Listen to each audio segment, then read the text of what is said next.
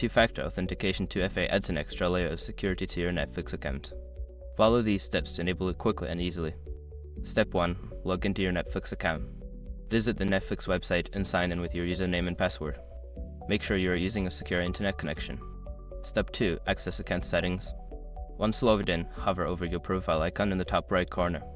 Click on Account from the drop-down menu to access your account settings. Step 3. Navigate to Security Settings. Scroll down to the Security section within your account settings. Look for the option related to two-factor authentication or account security features. Step 4. Enable two-factor authentication. Before changing your settings, use the sroc.com link in the description to open the password strength checker, then update your password if needed. Step 5. Confirm and save changes. After setting up 2FA, confirm your settings and save any changes. You may receive a verification code via your chosen method to finalize the setup. By following these steps, you can enhance the security of your Netflix account with two-factor authentication. Remember to keep your verification method secure to protect your account further.